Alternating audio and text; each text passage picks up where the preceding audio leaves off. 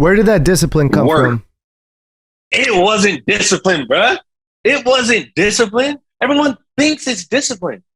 No, my uncle had to sit me down and make it clear to me what it was. Everyone thinks that it's discipline, but what it is when you really want something, you don't even realize that you're making sacrifices. Bro, I wanted the mic. I wanted the microphone. So for me, I'm not making sacrifices for food. It's like, yo, I'm sorry, y'all. I don't want to go out and eat right now. I want the mic. I don't want no chicken Alfredo.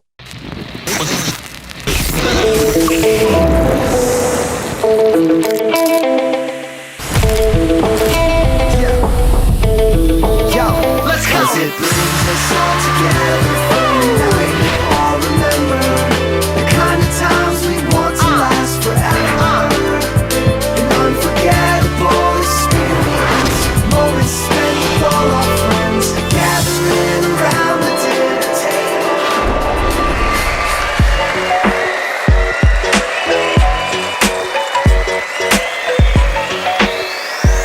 What's up, everyone? Welcome back to Lobster and Beer TV. I'm your host, Brian Thompson.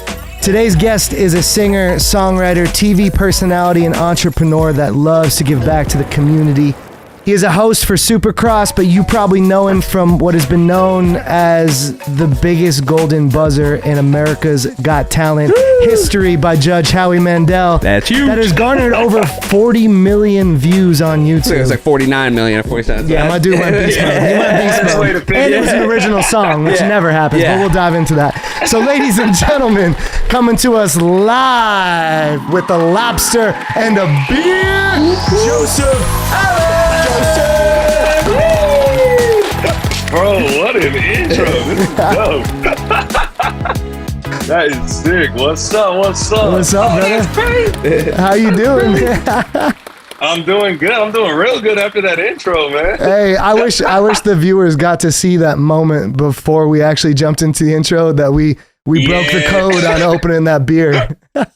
That's right. Hey, trust me, they'll see it when I try cracking over the next one. For those of you at home that didn't know what happened before this, Joseph just got to his hotel room. Where you said you're in Indianapolis? Yeah, we're in Indy this week. Yeah, they're in Indy, and his team gave him the setup of the lobster roll and the beer, but they didn't hook him up with a beer opener, so he had to go like old school. Rogue. Yeah, rogue. for the older folks, MacGyver style, man. How are you, brother? I'm good, man. Like you said, just got into the hotel. Never been to Indy before, so super pumped at where I'm at. And you guys are like, I gotta say, so far the dopest podcast I've been on. So hey, this is gonna be some fun. We'll take that, man. Well, yo, dude, before we even hop into this beer right here, you've had a week already, huh, man? Because we were supposed to do this interview last night. But you got your dirt bike stolen. What happened, bro? Yeah, man. We were in Detroit last week, and there's like a whole like bike life out there where it's all about that's like the culture out there for some of the guys. So get your hands on some cool bikes, do wheelies through the street. So to each their own. That's how they choose to live. And I wasn't able to protect what was mine the smartest way possible, man. They were really good at what they do. Hopped up in a Suburban and in less than 30 seconds, broke through all my lots, all my ropes and everything. Damn, dude. Got the bike. So, they put in a lot of hard work, so they earned it.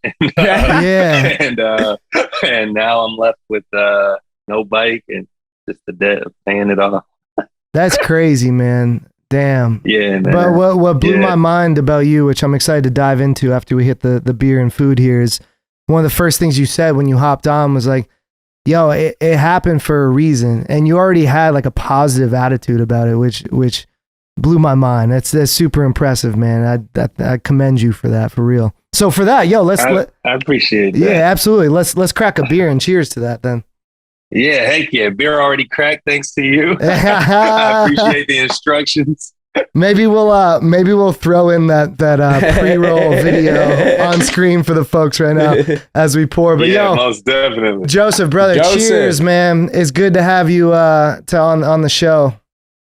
Cheers, brother. It's good to have you on the show, man.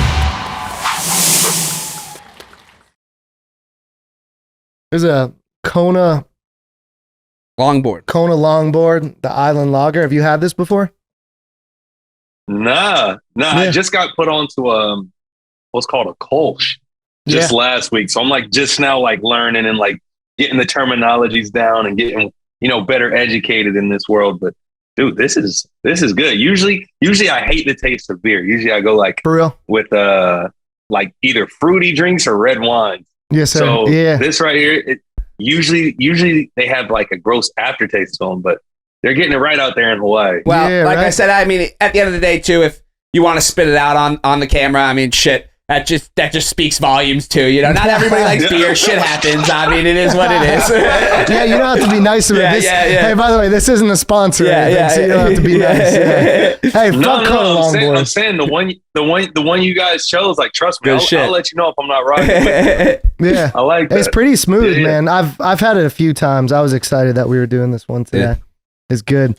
Yeah, that's why I ended up liking the Kolsch when I tried it last week, was because it didn't have like a strong aftertaste. So I think that's probably what smooth is when it comes to beer. This one, it's smooth. You said you liked fruity beers. We're gonna have to fucking we got we're releasing a beer from the show through a song that I worked on, and we're releasing with Scott Avett from the Avett Brothers, and it's called Stars on the Ceiling, and it's a blueberry ale.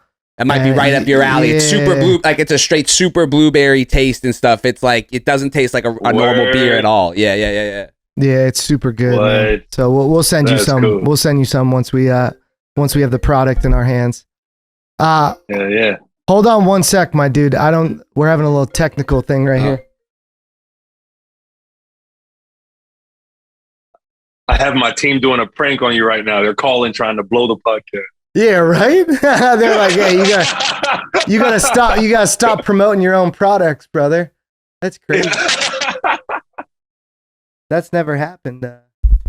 That was my dad calling, by the way. I should have answered it so we all could have talked. My dad is the man. You actually would have enjoyed it. He's down in Florida, and he was at a karaoke bar tonight, and he crushes like a mean Louis Armstrong.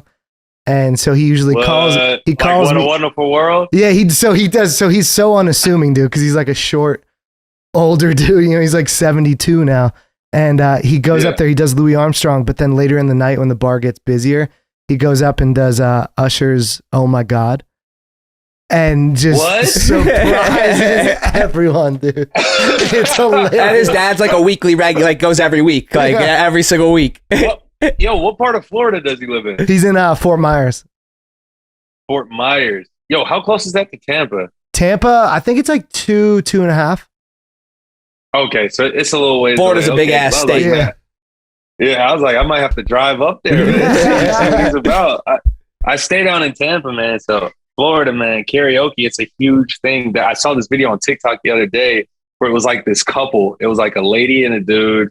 They were like probably like in their 60s. And dude, I'm talking was crushing that song, My Boo. That it started when we were, bro. I'm talking. She had the whole hook down, and then like the dude came in. I was like, yo, this is crazy. That's like goals right there. Yeah, for real. Yeah, my dad he's like gotten famous in like the local karaoke scene. Where when he shows up, the karaoke DJs know him. And they're like, hey, we're looking at like a later crowd tonight, so we're going to hold your Usher performance to like 9:00, and it becomes a whole thing. And he's so proud of it. Yeah, exactly. And he's so proud of it, so he calls, that's why he's calling. He's like, Brian, I crushed Oh My God tonight. There was kids there. Like, ridiculous, dude. But yo, let's hop into this lobster roll, man. Tell us about the special ingredient you decided to add to the roll tonight. Yeah, man. So we put some mayo, some mixed with Old Bay and mixed with mustard. Ooh. We haven't done mustard. Yes, sir. We haven't done mustard in a roll before, so I'm hyped to try this, dude. Yeah. That's an interesting combo. I fuck with it. I like it. It's good.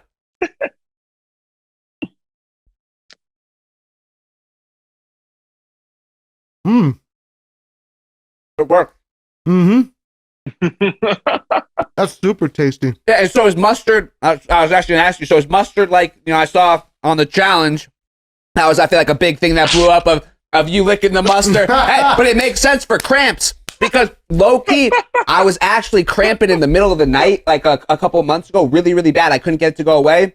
Looked it up, said eat some mustard, ate some mustard, and it worked.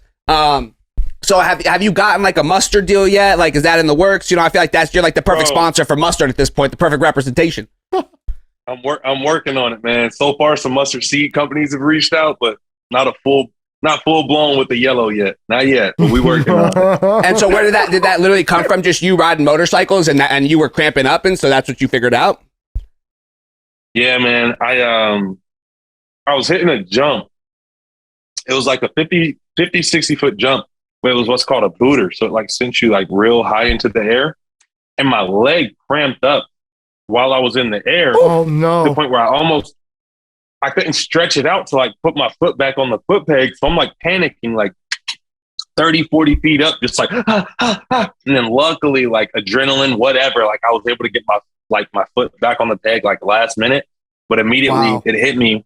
That realization of like, dude, if you're cramping up out here, like you could really hurt yourself. So yeah, start looking for solutions. And my aunt, she actually told me about mustard, and ever since, never hit a track without a packet of mustard in my pocket.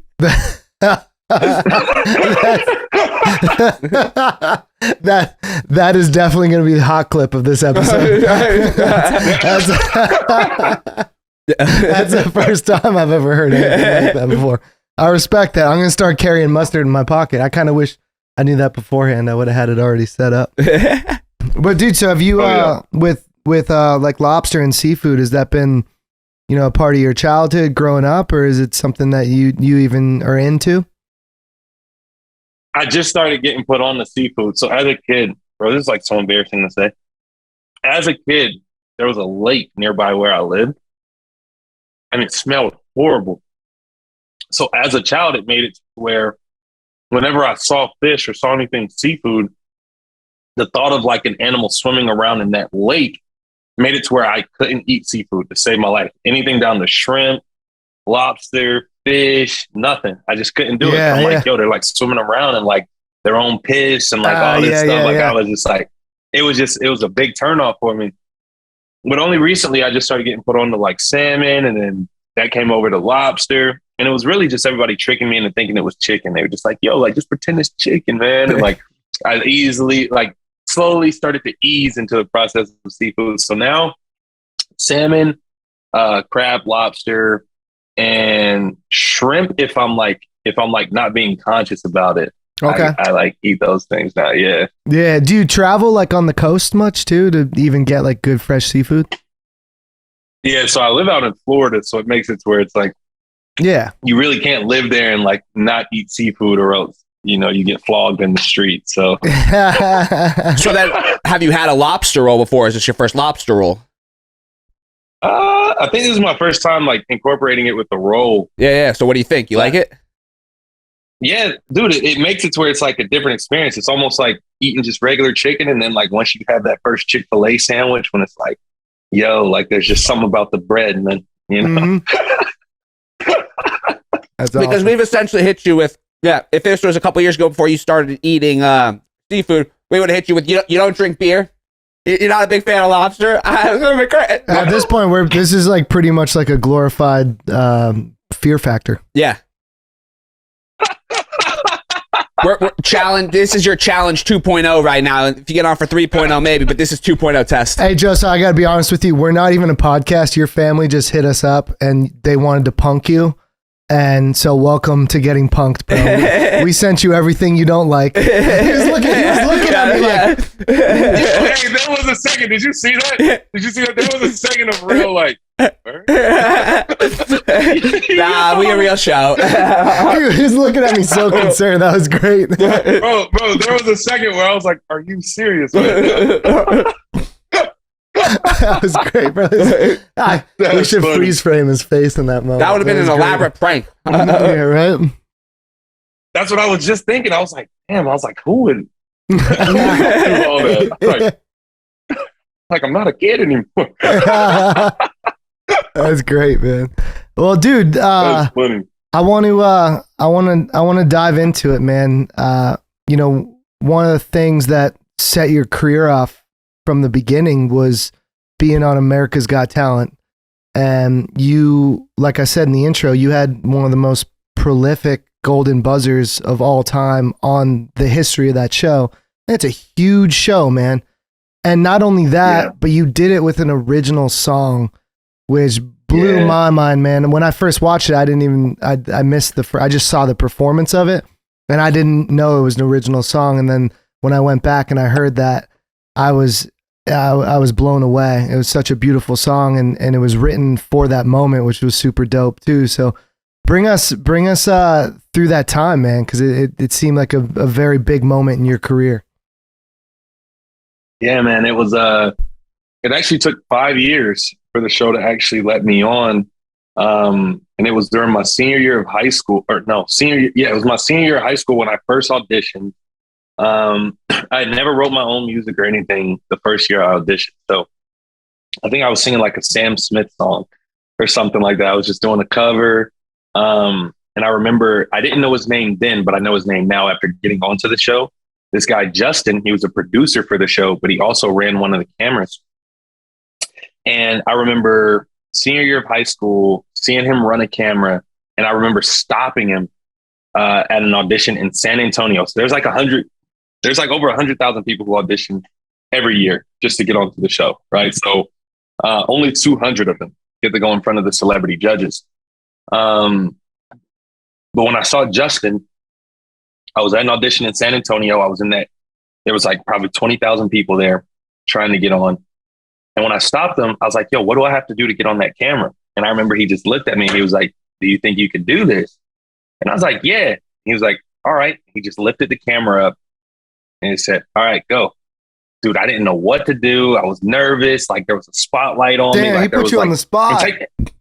And take in mind, we're not even at, the spot where you like walk out on the X, all this stuff. Like I'm in a crowd with like everyone just waiting and going through the process. And then he tells everyone to move out of the way, and like there's security, like pushing people, and he creates this walkway. And then he grabs my brother, puts him next to me, and he's like, all right, you guys are just going to walk and talk down this way, down like this little aisle I've created. And I'm nervous. Like there's this dude at the time, there was a camera rig where he had it was like a forward-facing backpack with the camera, and then there was another guy to his right with a monitor, and then there was another guy like holding a boom mic over my head. Like it was a lot, and I'm senior in high school. I'm just like, oh shoot, like what's going on? And I remember Justin looked at me and he said, all right, when you start walking, just say like, no one here can beat you. Like just go at it like that. And in the back of my head, I'm like, dang, if he shows that to the world, like that's going to be who they think I am. It's just this dude who's like, yo, like forget everybody. Like I'm that dude, And I was just like, yo, like, I'm like, I don't think that's, and I'm nervous because I just saw like how intense he was, like how much energy he had. He commanded the room. And then out of nowhere, he was just like, all right, start walking and action. And I was just like, oh shoot. And the first thing I said is I was like, today the world's going to know who I am. And then after that, he packed it up and walked away from me. I was like, dang. And I was just like, dang, like, how do I like show that like I have this talent while also being who I believe I am and like not like being controlled. So I took it to heart my senior year where I was just like, yo, like, no, like I looked him in his face and I told him I could do it, and he didn't think I could. So I started taking it a little bit more serious because that was my senior year and I was really just playing around with it. So from there, when I was going to college, a month before college started, I was going to go for mechanical engineering. And in the back of my head, I was like, no, like I still have like a mission to complete. I still got to go on America's Got Talent. Think about this. This is my only thought. Yeah. So immediately I changed my major from mechanical engineering to film production because I was like, yo, I was nervous when they had the cameras on me. And I was like, I have to understand how this TV stuff works. But then on top of that, I was like, I have to know how to take care of myself, where when they tell me say this, I can like carry myself in a way where it's like, no, I'd rather say this. So then I also took courses in entrepreneurial business. So changed my whole major up. My mom was like, yo, I'm not sending you to college and helping you pay and things like that if you're going for film production. She's like, what are you going to do with that? And I was like, you got to just trust me. My freshman year at college, I auditioned in Phoenix. That's where I was going to school at GCU, right down the road from you guys. Yes, sir. And I was at GCU. I went to audition, and year 2, they showed me no love. And all right. And then I was like, maybe like America's Got Talent isn't it for me, but like I'm doing film school. Like maybe I could like get buddies that can help me make music videos and stuff. And I was like, I'll just do the music thing the rough way, like get it out the mud, like just put my feet on the ground and just figure it out. So I wrote a song my freshman year that talked about campus, talked about like the different things that the students go through. And that was strictly because I was having an identity crisis. Yeah. I grew up racing dirt bikes. My mom didn't let me bring my dirt bike up to Arizona. She was afraid I'd get myself hurt. I didn't have any family around. Yeah. And for 10 years of my life, that's what I was. Like I considered myself just a motocross racer. That's it. And now I'm at college. I'm around people that, I'm recreating myself in a sense. And I was like, okay, I got to find something that gives me that thrill that I got like when I was jumping dirt bikes.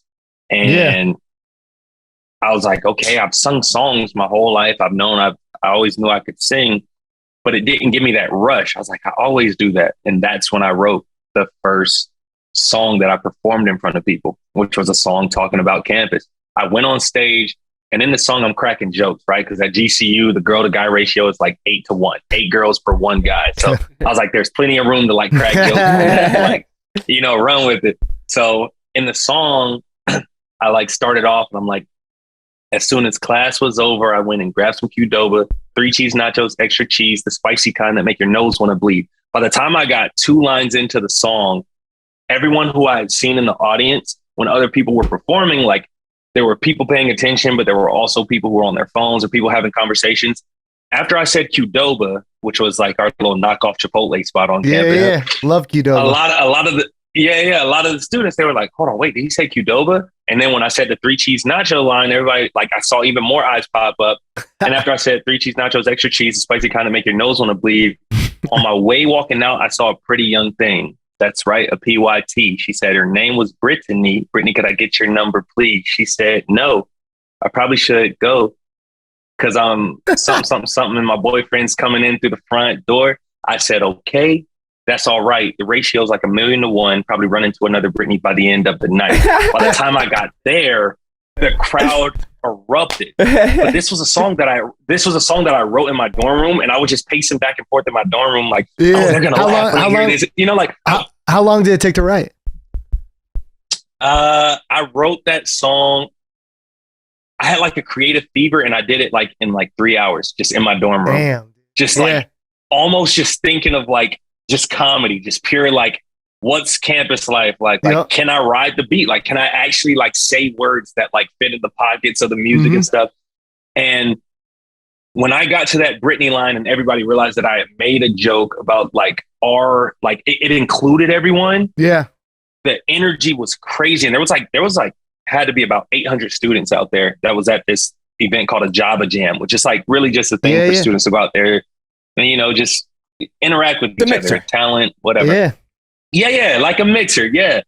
But after I was done, a lot of the students came up to me and they were like, where can I find the song? And I'm like, what are you talking about? I just performed it for you. And they're like, no, like, where can I listen to it again? Like, where can I stream it? Yeah. Wow. Like, that light bulb went off. Yeah. Precisely. Yeah. Precisely. Exactly. So the moment they said that, I was like, say no more. And dude, I ended up just making a promise that I knew I had no idea how I would do it, but I knew I was going to make it happen. Yeah. I told all the students while I had their attention, because this was around the end of the year, freshman year. I told them that at the start of the next year, I'm going to give them an album. I didn't know how to play piano, didn't know how to engineer music, didn't know how to produce, didn't know anything about making music. But I knew if I put an album together, they would listen to it, they would stream it. And I saw like the whole play right in front of me. Yeah, you saw it because it was the first moment of validation, because you went through years of not having validation, right? Like the AGT moment, and then when you tried to get into that certain part of the school and they didn't allow you in. But now all of a sudden, and I want to dive into, I want to keep hearing the rest of the story, but after this too, I want to dive into that tenacity and where that came from to keep going. Because that comes from something, and I'm sure that there's probably a connection to family or something that happened in your past. But before we go there, man, let's keep rolling with this, because this is super cool. Because it's that almost like that aha moment where you're like, oh shit, like this actually does have some wheels behind it and some future. And then putting it out there in the ether.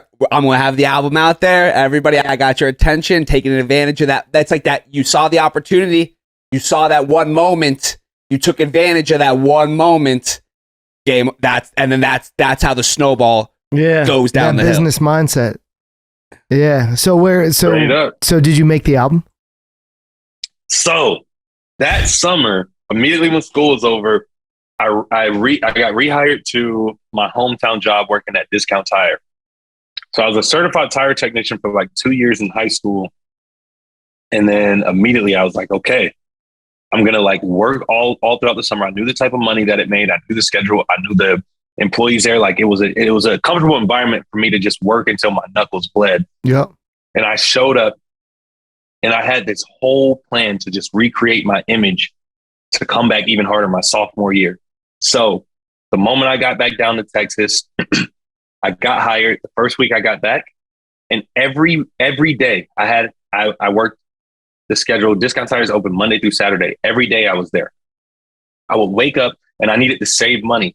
So I would wake up, I would make 4 to 5 peanut butter and jelly sandwiches. I knew they had water at the shop, so I didn't have to worry about that. So my expense for the week was just buying bread, buying jelly, and buying high calorie, high protein peanut butter. That's it, because I'm working a lot. Yep. So I would wake up, make 4 to 5 peanut butter and jelly sandwiches, and I would drive to work. I would eat 2 of the sandwiches on my way to work. Yeah, it was 5. I would eat 2 of them on my way to work. I would get there. I would work from open to close. The middle of the day during my lunch break, I just ate 2 more peanut butter and jelly sandwiches just to keep me going. Boom, boom, boom. At the end of work at 5 o'clock, I would head to the gym. I would work out, eat the last peanut butter and jelly sandwich right after that or right before it if I was super hungry, get home, rinse and repeat all throughout the summertime. Whenever I had just the right amount of money saved up to get a microphone, I got it. Just the right amount of money for a camera, I got it. By the time I went back to college, I secured myself over $5,000 worth of studio equipment, and I showed up on campus with only $20 to my name. Where did that discipline come from? It wasn't discipline, bruh. It wasn't discipline. Everyone thinks it's discipline. No, my uncle had to sit me down and make it clear to me what it was. Everyone thinks that it's discipline, but what it is when you really want something, you don't even realize that you're making sacrifices. Bro, I wanted the mic. I wanted the microphone. So for me, I'm not making sacrifices for food. It's like, yo, I'm sorry, y'all. I don't want to go out and eat right now. I want the mic. I don't want no chicken Alfredo. You know what I'm saying? Like it wasn't like I was like, oh man, like I can't eat it. No, I'm eating that peanut butter and jelly sandwich. Like, yo, 2 more days of this and I got it. You know what I mean? Like there wasn't no feeling of like, I wasn't walking around like, oh man, but no, I'm like, no, yo, Discount Tire, as soon as it opens up, I need to be there. You know, I need to smile. Every customer trying to get tips, dude. I was on it. So you found your love and you found your passion and what you wanted in life, and there was nothing that was going to get in your way from making that happen. And so I was like, man, I was like, I don't know why he's throwing discipline out the window on this, but that makes a lot of sense, man. That's great for especially the kids that listen to the show to understand. You know, if you really truly are passionate about something and you love it so much, you will do whatever it takes to get it. If that's truly what you're upset, because you were obsessed with that idea.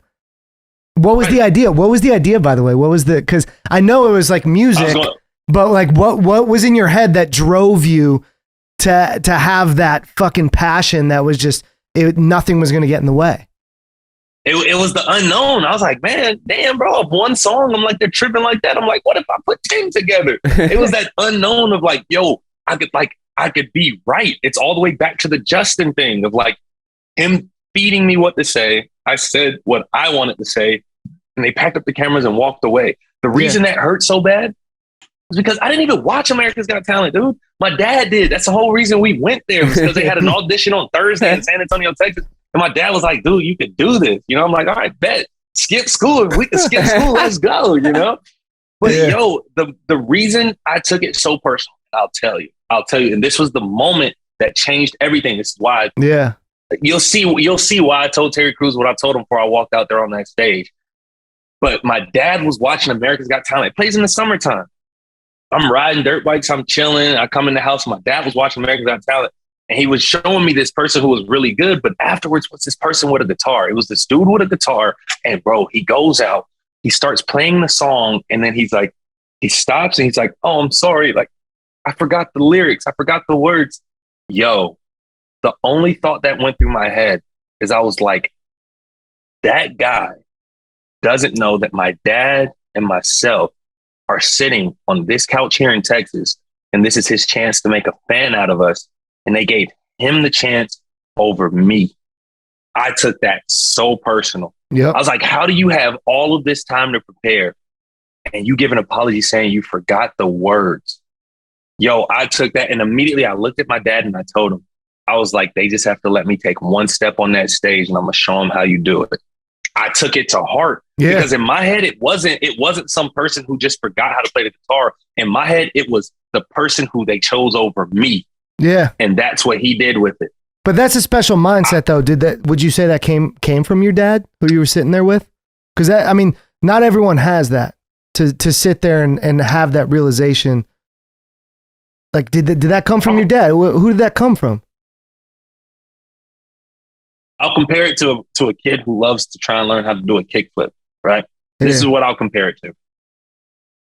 That kid who's in a garage kicking that board over and over, it's the same like me. He's not disciplined. He's not sacrificing. People go, yo, why didn't you do homework? Or why didn't you like spend time like working on this or working on that? He doesn't care because he has to get that kickflip. He has to land it. So then imagine he finally gets that kickflip. And then the competition that he's always wanted to go to, that's the biggest competition in the world. Dude can't even do a kickflip. And you're like, why are they there? And why am I here? Yeah. Because you know deep down inside, and even if that kid doesn't have the kickflip, or even if that kid only just has the kickflip down, he sees the other one doing a kickflip, and he knows deep down inside his kickflip is either smoother or better, or he knows that the way he's progressing could be better. Like there's all these thoughts that go through the head. But that kid, if he spends 8 hours out there trying to get that kickflip, he just really wants that kickflip. Yeah. That's it. It's not like those 8 hours. Like, of course, they'll make a documentary if it becomes great, and they'll make a documentary and they'll put all the music behind it and they'll say he spent 8 hours a day. But if you were sitting out there with him, you'll be annoyed with him because he's just out there focused on trying to get it. Well, it's the mindset of anything's possible, and you just keep going with it. Of course, yeah, of course. You can't take no for an answer. It boils down to, there was this quote that I heard where this boxer, he had like broke his neck and he relearned how to box and came back and like won a championship. They made like a movie out of it, but there was a quote where he was getting interviewed and the reporter said, she said, what was the biggest thing that you had to overcome in terms of coming back into boxing? And I think he said like something like, it's not that easy. And she's like, what do you mean it's not that easy? And he replied, he said, no, that's what everyone kept telling me. It's not that easy. I said I wanted to walk again, and they would say it's not that easy, but it's like, no, and then his punchline was like, it is that easy. I'm going to walk again. Like it's that simple, like just not taking no for an answer. Because if you have excuses or you have anything that can separate the mindset, I'll give another parable. For me, I live life like I'm on an airplane, but there's two ways it could have gone. The first way is the pilot says, Joseph, you look out the window, man, the life of your dreams is right down there. And I'm just sitting there chilling. I'm like, oh shit, like hell yeah, my life right down there. And then he's like, then he's like, but, I know you've never you've never done any skydiving, but there's a parachute to your right. If you want, you can grab it, open up the latch with the rest of these passengers on here, create a whole commotion and just jump out, figure it out. But by the way, we land in 15 minutes, so it's up to you. Then, of course, I'm not going to jump. It's like, yo, we're about to land in 15 minutes. Like, later do I know that once we land, I have to get a job at the airport. I'm stuck there. Like, I never get to that life that I wanted. But scenario number 2, this is how I choose to live. My mom hates it. The pilot, he hops on and he's like, Joseph, for some reason, you're the only one I want to talk to right now. The plane's about to go down. And there's a parachute to your right. And just so you know, the life of your dreams is right outside that window to your left. Choice is yours. Well, for me, it's like, well, if we're about to crash, I'm going to grab this parachute and I'm going to jump and I'm just going to scratch at the chute until something happens and I figure it out. Fuck yeah, it's man. only, you know what I mean? It's like, Hell yeah. It's only after the parachute opens, everyone on the ground, they look. And when they look and see me, they're like, look at that. Like, he's just having so much fun. It's like, no, you guys don't understand how terrified I was. I mean, shit, you didn't even have the leg buckles on, You just had the backpack on. Right. Shit. straight up. Dangling on the way down. FYI, this is not going to go well. But there's a chance. There's a chance. But right. that's the sentiment. There's a chance. Right. And why not take that chance? Like this, dude, you're blowing my mind right now. Honestly, that last minute and a half was probably one of the most epic moments of this show's history. Because that is such a strong message. We are very, very, adamant about giving strong messages to kids and passing it on. Yeah. And that story right there, man, that is so strong for kids to understand. It's like, dude, this shit's, we don't have a lot of time here. And let's grab the chute and jump and take a chance and see what happens. But let's take our leap to follow our dreams, man, and find out what we're made of and what's possible. Because the only limit, the only limit in the world these days is our imagination. Yeah. Oh, trust me. This story is just warming up. You know how there's like the intro, then the rising action, and then it gets crazy, climax. Yeah, yes, bro, sir. we're still introing. It hasn't even got intense yet. I'm telling you. This is what we live for. This is why we started this show. This is the exact reason why we started this show. These stories and these moments right here, where it's less about clickbait and having people on that have a quick story about hooking up with a celebrity or some bullshit. It's more about let's inspire the youth and let's tell these stories of from this to triumph, and that's what it's all about. So keep going, man. I'm in it. So where was I? Got to campus. Oh yeah, $20 to my name. Everyone, if they work their job, saved up money, all this stuff. I get there dead broke, but in my eyes, I'm the richest dude because I have everything I need to just take this stuff to the next level. So here was my philosophy. First week of school, professors are doing introductions. Next week, they start telling you what the first little project you're going to have. Third week, you start working on that. Fourth week, you get in depth on it. Come month 2 is when things start turning up, maybe start turning some stuff in. All right, cool. So I don't have to care about the first month of school or whatever. I set up the studio. I'm locked in my room every day, learning how to play the piano, taught myself, learning how to engineer music, taught myself, learning how to produce, teaching myself everything. Almost lost all of my friends because I wouldn't even leave to get food. A lot of people were wondering if I was even on campus because I did what I saw in movies, man. Put the microphone in the closet, put blankets and stuff up in there to try and make it. Yeah, soundproof it up. Yeah, straight up. And then I had my my speakers just in a little corner of the room, and I'm just working on it. That ends up biting me. You're about to find out how. So the first month, I'm getting the piano down, I'm getting the engineering down, and whenever I'm hungry, I'm hitting up friends and just asking them to bring me food. And then the moment they come into the room, it's really just a high and by, because in my head, if I was learning something about frequencies and learning how the low frequencies can end up clashing with the high frequencies, or making room for Yeah. for sonics and all these things. Figured out your mix. Yeah. Yeah. High pass filters, compression. Like I'm learning all of this stuff, but applying it like as I'm learning it. So a friend will come in with some chicken nuggets. I'm like, yo, let me catch those. And then the moment they're like, yo, do you want to like go play basketball? And I'm like, yo, I don't even have time to talk right now. Because if I start talking with you, I'll forget what this person was just telling me, you know, and I'll mess up this whole thing. So the first month I started putting the album together, 10 songs produced, mixed, mastered, everything, all done right in the corner of my dorm room. What I didn't know, engineering wise. Yeah. Well, I find this out because I make the album and I'm finally like, okay, it's time to go listen in the car. First month of school, like I didn't go to any classes or anything. I'm like, okay, do you not have the soundproofing in the dorm room with the speakers to actually understand how the sonics work? Dude, I went to the car and was ready. I went Did to you the use car headphones?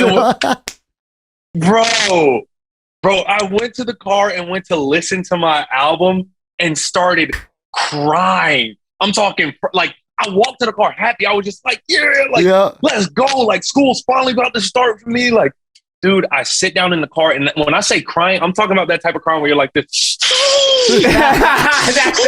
Like, bro, those ugly tears. Because what I'm trying to make clear is as I was putting that album together, I'm sitting there tweaking the most minute things and making major tweaks. Like one song, I might have worked 16 hours straight on one song. And I'm talking every single hour, probably making 20 to 30 changes, whether it be just to the kick drum, then the snare. And I'm like, oh yeah, the snare finally sits right in the pocket with the drum. And the pianos are finally at the right, like everything. And when I listened, I realized, just like you said, sonically, I had nothing set up right. So I mixed everything for the corner of my room. I didn't mix things for everyone's enjoyment. Yeah. And then it hit me, and I was like, I have to delete every edit because there's no way I can backtrack what I've done. Yep. I realized a month into being back on campus, my mom is already stressing me. She's like, I've heard you aren't going to any classes, like professors are like starting to. And I'm like, yo, like I just needed a month. I hyper-focused for a month. That's all I needed. And I realized like, Joseph, you have a decision to make right now. Yeah. And I kid you not, wiped the tears and just immediately stormed back in there, deleted everything and was like, I can't waste any time. Get right back to it. Spent another month. The first 2 months of my sophomore year of college, I didn't go to any classes. I had to rely on my communication skills and on my intelligence to try and make up for the first 2 months being missed. That being sweet talking to professors, like letting them know, hey, look, like, how's your dog doing? You know, like I had to play that role. But by the second month, there was a studio on campus. I'd had them master the album after I was done mixing it. So they helped me with like the final process, got the album all done, put it out there, and the students, was going crazy. Yeah. That was the big pivotal point in me learning the craft of playing piano, producing, engineering, all of that. Yeah. Then comes my audition. This is our third year audition for America's Got Talent. Bro, I was feeling myself. Oh yeah, so I'm sure. Yeah. I showed up. And when I showed up, I didn't practice, rehearse anything. I was just like, yo, I'm gonna just hit a Justin Bieber song. Like it was like had to be February, probably like February or March. I'm in there singing Mistletoe by Justin Bieber, a Christmas song. Like, and my voice was like, I walked in there, no rehearsing or anything. And I looked at the producer in the room. So what they do is they set up, you guys are going to get a kick out of this. The thousands of people who show up on site, whether it be Phoenix, San Antonio, Los Angeles, they funnel you in, you fill out paperwork, sign disclosures. And then once you get there, they put you in groups of 12. Those groups of 12 go into a room that has a producer in it. And then you all audition one at a time in front of this producer. And there's like 20 rooms. So they're like, it's like a Yeah, Henry Ford assembly line in there. They're just pushing people through. And you only have like really 30 seconds to like make an impression. And after that, it's like, all right, next. Yep. So I walk out there and that's what hits me. I'm like, okay, I got to make an impression. Year 3, America's Got Talent, trying to get on. Hey guys, I know we got kicked out of the bar. They called last call, but we're back. And I just want to let you know we appreciate you guys so much. Our fan base means everything to us. So if you can, hit the like button, subscribe right here, and hit us up on Instagram, socials, everything. Lobster and Beer TV. We love you. We will see you on the next episode.